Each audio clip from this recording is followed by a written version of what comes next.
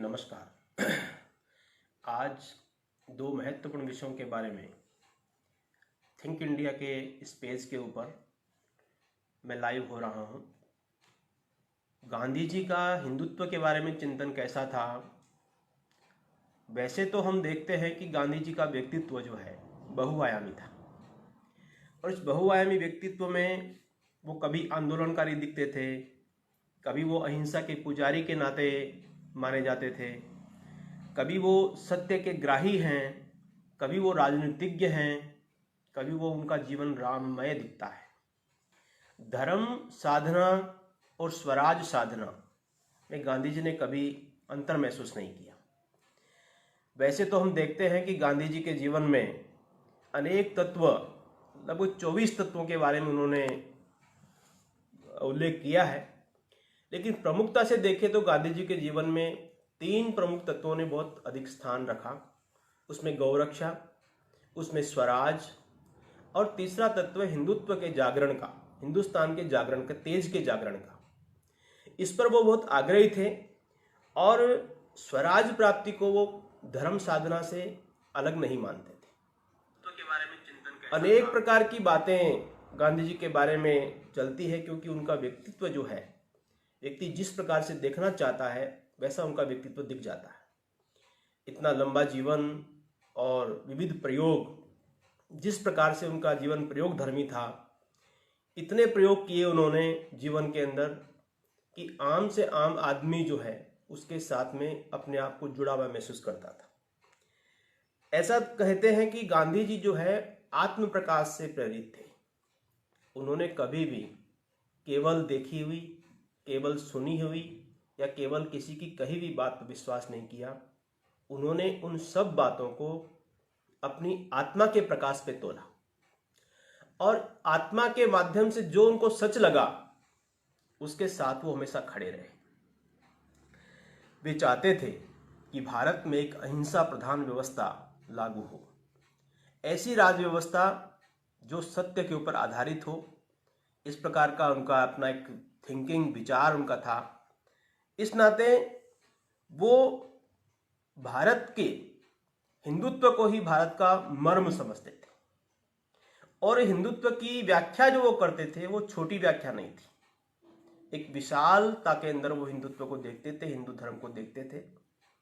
उनका कहना था कि इस विराट हिंदू में यहाँ रहने वाला प्रत्येक व्यक्ति, चाहे वो पंथ से मुसलमान हो, चाहे वो ईसाई हो या अनन्य पंथावलंबी हो, वो जो इस भारत को प्रेम करता है, भारत को अपना मानता है, ऐसे व्यक्तित्व को वो हिंदू के साथ ही जोड़ के देखते थे। गांधी जी के बारे में एक और बात कही जाती है, जहां बहुत लोग, बहुत सारे मत पंथ संप्रदाय एक पंथवादी होते, लेकिन गांधी जी बहुपंथवाद के जीवंत साक्ष्य थे। उन्होंने प्रत्येक पंथ का बराबर सम्मान किया, और इसको वो हिंदुत्व के साथ देख करके जोड़ते थे। उनका पक्का मानना था कि भारतीय मुसलमान हो, भारतीय ईसाई हो, उनका जुड़ाव जो है भारतीय सभ्यता के साथ ही है। भारतीय सभ्यता से अलावा उनका किसी अन्य सभ्यता से नाता नहीं है। ये वो समग्रता की दृष्टि से देखते हैं तो वो हिंदू के दायरे में ही आते हैं। इस नाते वो इस पूरी समुदाय को ही भारतीय हिंदुत्व का अंग मानते थे। गांधी जी ने अपने जीवन भर में पर्यंत एक सनातन धर्मी, सनातन धर्म के साथ हमारा तात्पर्य होता है कि जब जो सनातन काल में से सत्य है और हमेशा प्रासंगिक रहेगा।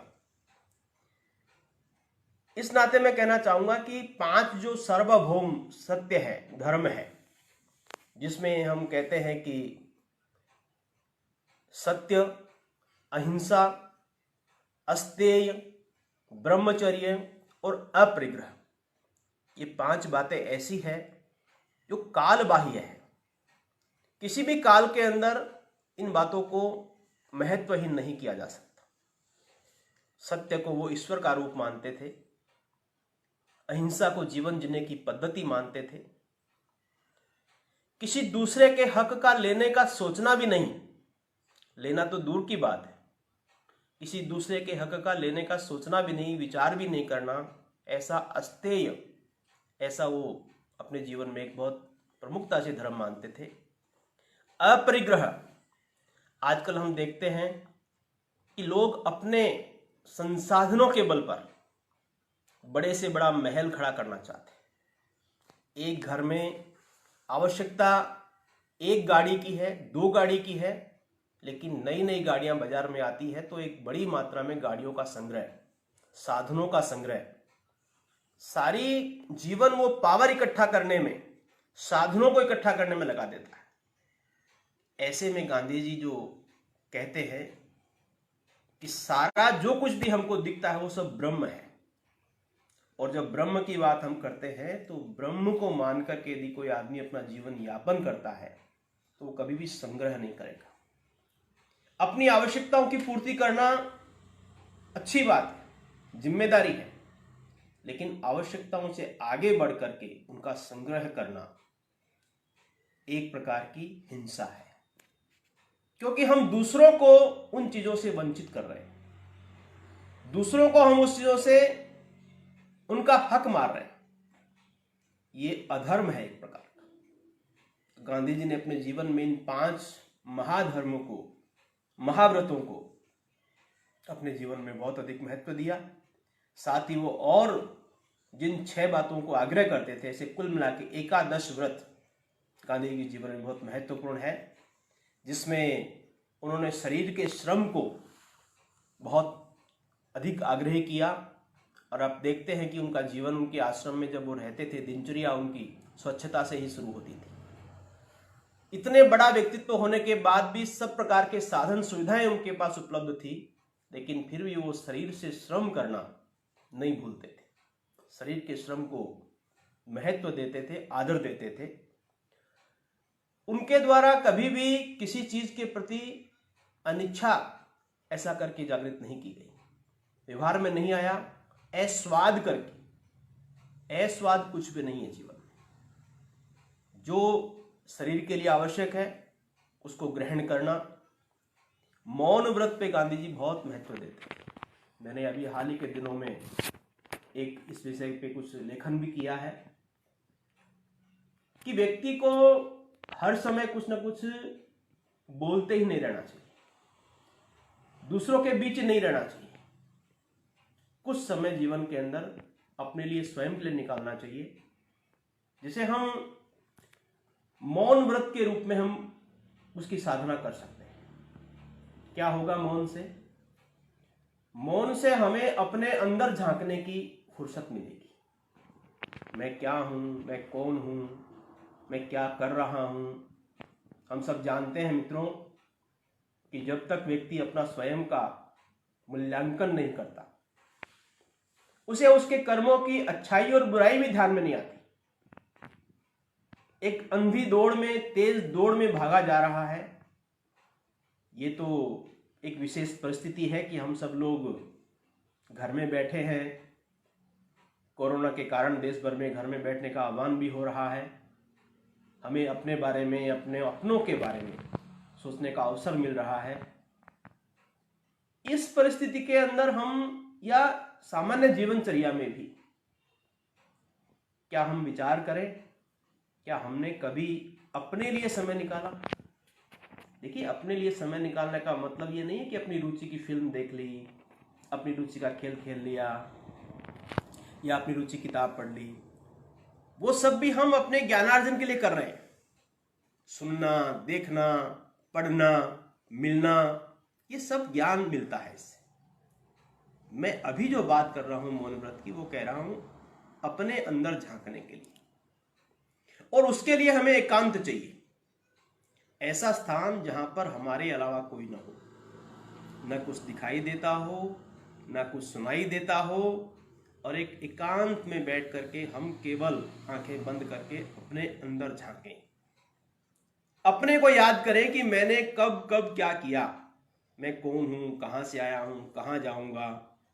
जब हम इस प्रकार का मूल्यांकन करते हैं तो हमें अपने बारे में जानने का मौका मिलता है, अपने में सुधार करने का मौका मिलता है। गांधी जी मौन व्रत के बहुत आग्रही थे।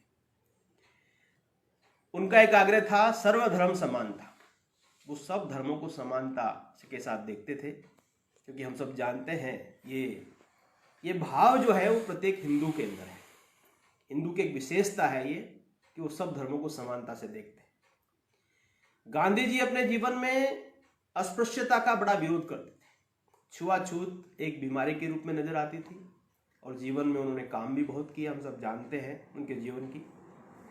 गांधी जी का एक विचार था, एक जीवन का तत्व था अभय वीरता। आप कितना भी कहो दुनिया की अहिंसा के पुजारी थे, अहिंसा का पुजारी होने का मतलब डरना नहीं है। अहिंसा कमजोर व्यक्ति नहीं अपना सकता। अहिंसा को अपनाने के लिए आपको वीर होना बहुत जरूरी है। इसलिए वीरता के बिना अहिंसा संभव नहीं है। इसलिए ऐसे जो 11 महाव्रतों का धारण करने वाला व्यक्तित्व गांधी जी का बड़ा बहुआयामी व्यक्तित्व था। और गांधी जी गौरव से कहते थे कि इस धर्म की जो विविध शाखाएं हैं वो सब हिंदुत्व का ही एक स्वरूप है। मैं सभी धर्मों को समानता से देखता हूं, चाहे वो ईसाईयत हो, मुस्लिम हो, चाहे वो अन्य संप्रदाय हो, और वो मैं इसलिए देखता हूं क्योंकि मैं हिंदू हूं। हिंदू के अलावा ऐसा विचार, ऐसी दृष्टि शायद ही कहीं देखने को मिलती है। एक और बात आती है कि क्या हिंदुत्व में सारे कर्म कांड, पूजा पद्धति, इसके बारे में गांधी जी का बड़ा स्पष्ट विचार था कि धर्म के अंदर धर्म को इन पूजा पद्धति में या शास्त्रों में बांधा नहीं जा सकता। धर्म जो है इनसे बड़ा व्यापक शब्द है। हिंदुत्व बड़ा व्यापक शब्द है और हिंदुत्व में ये जो पूजा पद्धति है वो स्थान स्थान पर समय समय के अनुसार बदलती रहती है और बदलाव स्वाभाविक है। इसलिए जैसे कोई देवी की पूजा करता है, वैसे कोई गॉड की पूजा करता है, वैसे कोई क्रिश्चियन धर्म को मानने वाला अपने क्राइस्ट की पूजा करता है, कोई गुरु ग्रंथ साहिब की पूजा करता है। सब लोग अपने अपने तरीके से अपने अपने देवता को बनाते हैं। गांधी जी सबको ईश्वर के रूप में देखते थे। गांधी जी सबको राम के रूप में देखते थे, क्योंकि वो स्वयं राम के अनुयायी थे। इस प्रकार की उनकी एक, जो लोग एक पंथवाद मानने वाले थे उनके बारे में उनका विचार था कि वो अज्ञानी है, या उनका जो विचार है या उनका धर्म पंथ है वो अविकसित है। इसी के साथ जोड़ करके जब मैं हिंदुत्व की बात करता हूं तो हिंदुत्व के नाते यदि हमको इसकी व्याख्या करनी होगी तो पहले जानना होगा हिंदू कौन होता है। जब हम हिंदू की परिभाषा कई बार देते हैं तो हम कहते हैं, भौगोलिक परिभाषा जब हम देते हैं तो कहते हैं कि आसेतु हिमालय से लेकर के समुद्र पर्यंत तक जो इस विशेष भूभाग में रहता है उसको हमने हिंदू कहा है। ये हमारी भौगोलिक पहचान है, हमारे क्षेत्र की पहचान है। अनेक व्यक्तित्वों के साथ इसको जोड़ते हैं हम लोग, भरत के साथ जोड़ते हैं, कभी सिंधु शब्द के साथ जोड़ते हैं। एक हिंदू की भौगोलिक व्याख्या हो गई। एक और बात मैं कहना चाहूंगा जो हिंदुत्व की पहचान है, हिंदू बहुपंथवाद का जो है मानने वाला व्यक्ति होगा। हिंदू कभी भी किसी केवल शास्त्र पर, किसी व्यक्ति पर या किसी मत के ऊपर आश्रित रहने वाला व्यक्ति हिंदू नहीं है। वो उन सब से परे आत्मदीपो भव, आत्मा जिसको सत्य मानती है, आत्मा जिसको सही मानती है, उसको उसके प्रति आग्रही रहता है। ऐसा ही कहते हैं हिंदू के बारे में जब हम सांस्कृतिक परिभाषा देते हैं, धार्मिक परिभाषा देते हैं, तो हिंदू वो है जो वेदों को मानता है, उपनिषदों को मानता है, ईश्वर को मानता है और पुनर्जन्म के सिद्धांत को मानता है। ऐसी एक सांस्कृतिक परिभाषा भी हिंदुत्व की है। और एक दार्शनिक सिद्धांत है हमारा, ब्रह्म एकः ब्रह्म सत्य जगत मिथ्या। ब्रह्म सत्य है, ऐसा एक दार्शनिक हमारा एक सिद्धांत नीति है जो हिंदुत्व के दर्शन को स्पष्ट करती है। जो भी जगत में व्याप्त है इसको ब्रह्म के स्वरूप में देखा गया है। यहां जो मिथ्या शब्द का इस्तेमाल हुआ है वो झूठ से नहीं है। यहां मिथ्या शब्द का इस्तेमाल किया है जो माया है, जो मायावी है, जो दिखता है लेकिन है नहीं। इसलिए कई बार हमारी आंखों के सामने कुछ दिखता है, कुछ जो सही नहीं होता। इसलिए उनका जो कुछ भी दिखता है वो ब्रह्म है। और हम सब जानते हैं कि हिंदुत्व में भी इन 5 तत्वों का ही बड़ा समावेश है। महाधर्म जिसको कहा गया है वही सत्य, अहिंसा, असंग्रह, ब्रह्मचर्य, अहिंसा और अस्तेय, इन 5 तत्वों को ही महाधर्म माना गया है। और जो गांधी जी के महाव्रत है उसी प्रकार से हिंदुत्व में भी इन 5 धर्मों का बड़ा समावेश है। और हमें 4 प्रकार के पुरुषार्थ भी कहे गए, धर्म, अर्थ, काम, मोक्ष।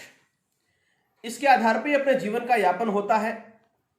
हिंदुत्व के बारे में कहते हैं कि ये तो महासमुद्र है और ये किसी भी एक शास्त्र, एक समूह, एक व्यक्ति, एक संस्थान से बंधा हुआ नहीं है।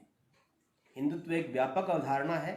सुप्रीम कोर्ट ने भी कोर्ट किया है इस बात को। जब हिंदुत्व के बारे में परिभाषा देने की बात आई तो स्वयं सुप्रीम कोर्ट के न्यायाधीशों ने कहा कि हिंदुत्व एक जीवन शैली है, हिंदुत्व को किसी धर्म की व्याख्या में नहीं बांध सकते।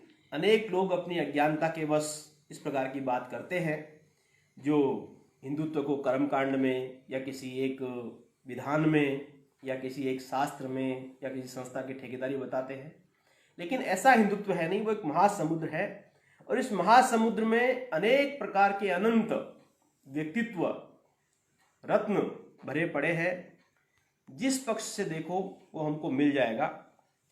और इसमें कहते हैं कि जब सब कुछ ब्रह्म है, इस प्रकार का भाव रख करके जब हम अपना जीवन यापन करते हैं तो फिर त्याग का प्रश्न नहीं आता। हम सब जानते हैं कि त्याग का मतलब क्या होता है। त्याग उस चीज का होता है जो हमारी हो, जबकि हमारा तो कुछ है ही नहीं। हमारे पास हमारा तो कुछ नहीं है, सब कुछ ब्रह्म का है, ब्रह्म है। इसलिए त्याग का जो अवधारणा है वो हिंदुत्व बहुत अधिक उसको महत्व नहीं देता, उसको नकारता है। और इस सिद्धांत के तहत ही धर्म की जो एकता का जो एक व्यापक अर्थ में हम देखते हैं तो एक सार्वभौमिक जो महाव्रत अपनाए हैं। बहुत सारे जो कहते हैं कि भाई दूसरा पंथ कैसा है, दूसरे पंथ की आलोचना करना, इस प्रकार की चीजें हिंदुत्व में समाहित नहीं है। हिंदुत्व के नाते हम कहते हैं, गांधी जी स्वयं कहते हैं कि जो भी पंथ संप्रदाय जो चलते हैं वो इन 5 महाधर्मों के आधार पर जितना है वहां तक वो धर्ममय है। उसके अलावा उनके अंदर जितनी भी बातें हैं वो अज्ञानतावश हो सकती है या अधर्ममय हो सकती है या उनके अविकसित होने की निशानी भी हो सकती है। इसलिए किसी भी पंथ संप्रदाय में जहां तक ये 5 सत्य, अहिंसा, अस्तेय, ब्रह्मचर्य और असंग्रह, ये 5 तत्वों की स्थिति है या वो उसका प्रभाव है, वहां तक वो धर्म में है। और हिंदू धर्म बिना किसी भेदभाव के सब धर्मों के प्रति एक समदृष्टि रखना सिखाता है, जैसा गांधी जी के जीवन में भी था। और इसीलिए वो कहते हैं कि मैं हिंदू धर्म का अनुयायी हूं। वो अहिंसा को ब्रह्म की अनुभूति बताते हैं। अहिंसा शब्द जो है केवल किसी को मारना, पीटना, हिंसा से विरत रहना ही नहीं है। अहिंसा का व्यापक अर्थ में यदि देखें तो हम सब चीजों को यदि ब्रह्म माने तो ब्रह्म की अनुभूति जो होती है वो हिंदुत्व के साथ जोड़ के देखते हैं और तभी वो कहते हैं मैं इस धर्म का अनुयायी हूं। वो अनेक अवसरों पर हिंदुत्व के जो शब्द हैं उनका उल्लेख करते थे। उनका कहना था कि यदि हिंदुस्तान में हिंदू धर्म नहीं रहा तो लुप्त होने वाली प्रजाति हो जाएगी। इसलिए उनका पक्का मानना था कि हमें अपने आप को अपने धर्म के प्रति आस्था रखनी चाहिए, उसके प्रति एक आग्रही स्वभाव रखना चाहिए। और ये जो सत्य के बोध के बारे में कहते हैं कि आंतरिक साधना के द्वारा ही सत्य का प्रयोग हम अपने जीवन के अंदर कर सकते हैं। बाकी सब चीजें जो भी देखा गया, सुना गया और अनुभूत किया गया, अनुमानित किया गया, उसी को वो सत्य मानते थे। बाकी बहुत सारी ऐसी चीजें हैं जब हम गांधी जी के दर्शन के बारे में, जीवन पर्यंत उन्होंने कांग्रेस के लिए काम किया, और कांग्रेस में एक प्रकार से देखते हैं कि उनके विचार बड़े प्रभावी होते थे। एक व्यक्तित्व उनका इतना विशाल था कि सब लोग उनके प्रति नतमस्तक रहते थे। किंतु समय की प्रासंगिकता देखिए कि एक समय के बाद उनके विचारों को कांग्रेस ने स्वयं ने तिलांजलि दे दी। मैं उदाहरण देना चाहूंगा कि कांग्रेस का जब स्थापना के समय गांधी जी जब जुड़े 1920 में, तो कांग्रेस की एक उन्होंने संविधान बनाया, उन्होंने एक लक्ष्य तय किया कांग्रेस का। उस लक्ष्य में स्पष्ट रूप से कहा था कि अहिंसक और वैधानिक उपायों से स्वराज की उपलब्धि, ये कांग्रेस का लक्ष्य रहेगा। मैं फिर दोहराता हूं, अहिंसक और वैधानिक उपायों से स्वराज की उपलब्धि, ये कांग्रेस का लक्ष्य था। मैंने पहले भी स्पष्ट किया है कि स्वराज को वो स्वधर्म से अलग नहीं मानते थे, स्वराज को वो धर्म साधना से अलग नहीं मानते थे। स्वराज, स्वधर्म, उनकी स्वराज के पीछे राम राज्य की कल्पना थी, उनकी स्वधर्म की अपेक्षा थी, और सनातन धर्मी वो निश्चित रूप से थे। इस नाते वो स्वराज को उसके साथ जोड़ के देखते थे। गांधी जी के जीवन में उन्होंने कई बार स्पष्ट किया, हम आजकल कई बार धर्मनिरपेक्षता शब्द का इस्तेमाल करते हैं, लेकिन गांधी जी का स्पष्ट मानना था कि राजनीति को धर्म से अलग नहीं किया जाता। न अर्थनीति को किया जा सकता, न राजनीति को किया जा सकता। ये सब धर्म के साथ जुड़े हुए शब्द हैं, धर्म के साथ होने वाली उपलब्धियां हैं। और नेहरू युग के आते आते 1947 में जब कांग्रेस को उपलब्धि मिलने वाली थी, आजादी मिलने वाली थी देश को, उस समय नेहरू और उनके सहयोगियों ने कांग्रेस के उद्देश्यों को बदल के देश में एक सच्चे लोकतंत्र की स्थापना, सामाजिक न्याय और समता पर आधारित व्यवस्था की स्थापना कर दिया। उनके जो स्वराज्य की अवधारणा थी उसको पूरा पलट दिया। उन्होंने डेमोक्रेसी, जस्टिस, इक्विलिटी, समानता, न्याय, लोकतंत्र, ऐसे शब्दों की रचना की, और जिसको वो प्रारंभ से ही, ये जो युडरपंथी है या जो एक प्रकार से जो मैकाले की शिक्षा लेकर के देश को चलाने वाले लोग हैं, इनके प्रति गांधी जी का बिल्कुल स्पष्ट दृष्टिकोण था कि इनकी जो धारणाएं हैं, इनकी परिभाषाएं हैं, वो प्रारंभ से ही गलत है। जब वो डेमोक्रेसी की बात करते हैं तो वो कहते हैं कि केवल वोट देने का अधिकार डेमोक्रेसी है। एक आम आदमी को डेमोक्रेसी के अंतर्गत क्या अधिकार प्राप्त है? वोट देने का अधिकार प्राप्त है, उसके अलावा उसके पास कुछ भी नहीं है। जब वो कहते हैं जस्टिस, तो जस्टिस कौन सा जस्टिस? ये प्राकृतिक न्याय की बात नहीं करते। कानून में जो लिखा है उसके आधार पे आपको न्याय मिलेगा। कानून किसने बनाए? उनका कहना कानून बनाने वाले लोग, वो उसके आधार पर जो न्याय मिलेगा वो कितना न्याय संगत होगा, इस पर भी प्रश्न है। समानता की जब हम बात करते हैं, कौन सी समानता, कैसी समानता, तो उसको समझाते हैं कि इस समानता का अर्थ है जो कानून के अंतर्गत सबको समान अवसर मिलना, लेकिन अवसर लेने वाला व्यक्ति, अवसर लेने वाला पात्र जो है वो स्थिति में समान है क्या, ये नहीं देखा जाता। केवल अवसर की समानता से काम नहीं चलेगा। समानता एक बड़ा व्यापक शब्द है, उन्होंने बाद में समझाया इस बात को। समदर्शन और समवर्तन, इसमें एक व्यापक, एक बहुत मूलभूत अंतर है। समदर्शन, सबको एक समान दृष्टि से देखना, ये संभव नहीं है। हम देखते हैं हमारे घर में भी स्त्रियां होती है, माँ है, बहन है, बेटी है, सबके साथ समान व्यवहार नहीं कर सकते। उसके साथ यथोचित व्यवहार करना, ये समदृष्टि के अंदर आता है। इसलिए इस प्रकार की जो कानून या इस प्रकार का जो लक्ष्य नेहरू के युग के अंदर स्वराज और स्वधर्म की गांधी जी की जो अवधारणा थी, उसको पूरा पलट दिया। और एक समय नेहरू जी ने गांधी जी के सिद्धांतों को और बिल्कुल बीते जमाने की बात ऐसा कहकर के नकार दिया। यदि आज के परिप्रेक्ष्य में कई लोग कहते हैं कि विभाजन के लिए गांधी जी जिम्मेदार थे या उसके लिए गांधी जी जिम्मेदार थे, उस समय की परिस्थितियों में यदि झांकना चाहें तो मैं एक अच्छा उदाहरण आपको देना चाहूँगा। वो थोड़ा लीक से हट करके है, लेकिन अभी कुछ वर्ष पहले हमने देखा दिल्ली के अंदर अन्ना हजारे के द्वारा एक आंदोलन खड़ा किया गया भ्रष्टाचार के खिलाफ, और उस आंदोलन के अंदर पूरा देश उनके साथ खड़ा हो गया। एक बार तो गांधी जी की याद दिला दी थी कि क्या पता उस पीढ़ी ने सोचा कि गांधी जी ने अपने समय के अंदर इस प्रकार का ये आंदोलन किया होगा जो पूरा देश उनके साथ खड़ा हो गया। मैं याद करता हूं, मेरी भी उम्र उस समय, हम लोग विद्यार्थी परिषद में ही काम करते हैं, उस समय हमको लगता था कि सारा देश अन्ना हजारे के नाम पर उलट पड़ा है और शायद अब भ्रष्टाचार खत्म हो जाएगा, सब कुछ बदल जाएगा, सिस्टम देश के अंदर ठीक हो जाएगा। उस सब की उपलब्धि, उस सब की जो भी उसका एक कर्म फल था, एक मोह के कारण उसमें से एक लीडर डेवलप हुआ, अरविंद केजरीवाल।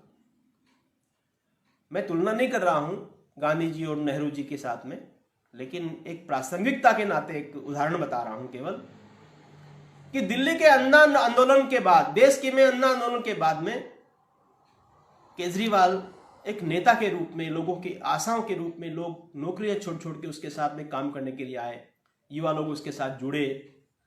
लेकिन जो जो बातें वो कहते थे, उन बातों के साथ में जिस प्रकार का न्याय हुआ या जस्टिस हुआ, आज देश और दुनिया पूरी देख रही है। वही दिल्ली है, वही अरविंद केजरीवाल है, और अन्ना हजारे जी कहाँ बैठे हैं, कहाँ गुम हैं, आज लोग किसी को मालूम नहीं।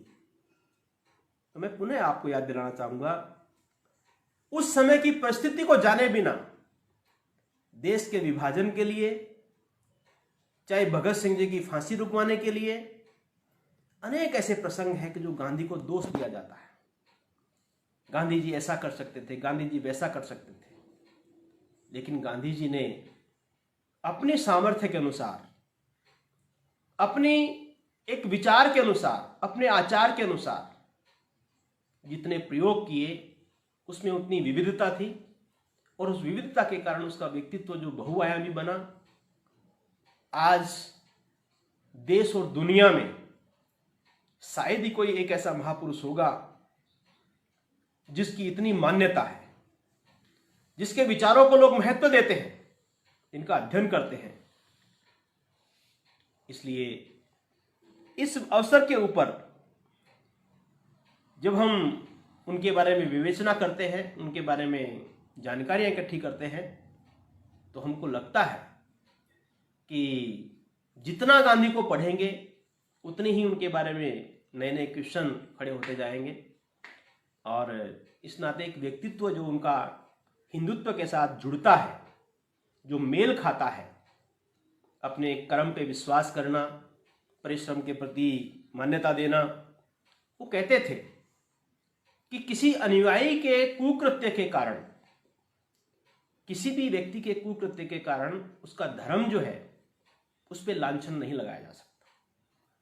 कोई हिंदू होगा, गलत काम कर लिया तो इसके कारण हिंदू धर्म गलत नहीं हो जाता। कोई मुस्लिम है, गलत काम कर लिया तो इसके कारण मुस्लिम धर्म गलत नहीं हो गया, पंथ गलत नहीं हो गया। वो व्यक्ति दोषी हो सकता है, उस व्यक्ति को सुधारा जा सकता है। इस आधार पे एक लंबी परंपरा जो उनके दर्शन की अनेक प्रकार की व्याख्याएं प्रकाशित हुई है, अनेक पुस्तकें उपलब्ध है, साहित्य उपलब्ध है, उनके नाम से अनेक संस्थाएं काम करती है, अनेक उनके बारे में मंच काम करते हैं। जितना हम इनके बारे में पढ़ेंगे, मैंने आज के परिप्रेक्ष्य में केवल उनकी एक जो धार्मिक अवधारणा थी, उनका जो धार्मिक पक्ष था, उनका जो इस धर्म के प्रति वैचारिक पक्ष था, उसी के बारे में आपसे बातचीत की है। इसमें कोई क्वेश्चन आए हैं तो मैं उस पर बात कर सकता हूं। एक प्रश्न है वेदांश जी का, गांधी जी के हिंदुत्व में और आरएसएस के हिंदुत्व में क्या अंतर है? मैं कहना चाहूंगा कि दोनों के हिंदुत्व में कोई अंतर नहीं है। बस उसी के साथ जोड़ के देखता हूं मैं कि जब हम केवल सुनी सुनाई बात पर विश्वास करते हैं, जब हम केवल लोगों के मुंह से सुनी हुई बात पर विश्वास करके और किसी के बारे में अवधारणा बनाते हैं। गांधी जी ने स्वयं ने जब आरएसएस के शिविर में यात्रा की और पुणे के शिविर में यात्रा जब उन्होंने की और यात्रा के दौरान जब वो स्वयं से उसको मिले, अब उन्होंने स्वयं ने आरएसएस के कार्यों की प्रशंसा की। मैं हाल ही में एक किताब पढ़ रहा था, रामा प्रसाद मिश्र हिंदू विश्वविद्यालय के आप प्रोफेसर हैं, उन्होंने भी स्पष्ट कहा कि गांधी जी का दर्शन आज किसी भी राजनीतिक पार्टी में दिखाई नहीं देता, लेकिन कहीं भी यदि कोई थोड़ा निकटता दिखती है तो खुद प्राध्यापक लिखते हैं कि राष्ट्रीय स्वयंसेवक संघ की कार्यप्रणाली में, सिद्धांतों में, नीति में, नियमों में उनके विचारों की निकटता दिखती है। इसलिए यदि हम गंभीरता से देखेंगे तो चूंकि राष्ट्रीय स्वयंसेवक संघ एक सांस्कृतिक सामाजिक संगठन है और इस नाते हम अधिकतर हमारे स्वयंसेवक जो होते हैं वो हिंदुत्व की जो है वो व्यापकता की परिभाषा ही देते हैं। वो चाहे भौगोलिक रूप से कहें इस पूरे क्षेत्र में रहने वाला व्यक्ति हिंदू है या सर्वधर्म सम्मान के रूप में देखने वाला हिंदू है, इसके पलट, इसके साथ में ही गांधी जी की अपनी जो विचारधारा है, जो उनका दर्शन है, उसमें भी उनका इस प्रकार का ही एक भाव दिखाई देता है। इसे मैं नहीं समझता कि इनके मूल आग्रहों में कोई अंतर है। बाद में अलग अलग लोगों ने अलग अलग जो व्याख्याएं की है उसमें वो लोग अंतर पैदा कर सकते हैं, जो हर किसी को अधिकार है बोलने का, जो बोलता है, लेकिन मैं नहीं समझता कि दोनों की परिभाषाओं में कोई अंतर है।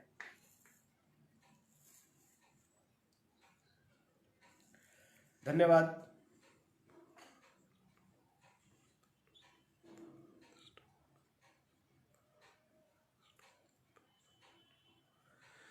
एक क्वेश्चन है, गांधी जी वर्ण सिस्टम के बारे में आरएसएस का क्या विचार है? वर्ण सिस्टम के बारे में आरएसएस क्या सोचता है? गांधी जी ने जो जाति प्रथा की बात कही, जाति परंपरा की बात कही, वो जाति परंपरा की बात कभी भी जन्म के साथ जोड़ करके नहीं कही थी। उन्होंने कहा कि कर्म प्रधानता हमारी व्यवस्था रही है और कर्म के साथ जुड़ी हुई ही व्यक्ति की जाति हो सकती है। और राष्ट्रीय स्वयंसेवक संघ का भी यही विचार है। राष्ट्रीय स्वयंसेवक संघ का विचार हिंदुत्व के मूल विचार से बाहर नहीं है, सनातन धर्म के मूल विचारों से बाहर नहीं है। जहां तक मैंने स्वयं ने संघ को समझा है, मैं जानता हूं, मानता हूं कि संघ ने भी इसी दृष्टि से, प्रत्येक स्वयंसेवक ने भी इसी दृष्टि से जाति प्रथा को देखा है, वर्ण व्यवस्था को देखा है कि वर्ण व्यवस्था जो एक सामाजिक ताने बाने का एक स्वरूप जरूर हो सकता है, लेकिन उसके आधार पे किसी के साथ छुआछूत का व्यवहार करना, उसके आधार पे भेद पैदा करना, क्योंकि हम तो वो लोग हैं जो सब चीजों को ब्रह्म स्वरूप समझते हैं। हम अपने आप को जब हिंदू कहते हैं तो इस कहने में ही हमारी अपनी एक व्यापकता, दृष्टि की व्यापकता नजर आती है कि सब जब ब्रह्म है तो भेद कैसा। इसलिए वर्ण व्यवस्था के नाते भी गांधी जी की दृष्टि, सनातन धर्म की दृष्टि और संघ की दृष्टि में कोई भेद मुझे नजर नहीं आता।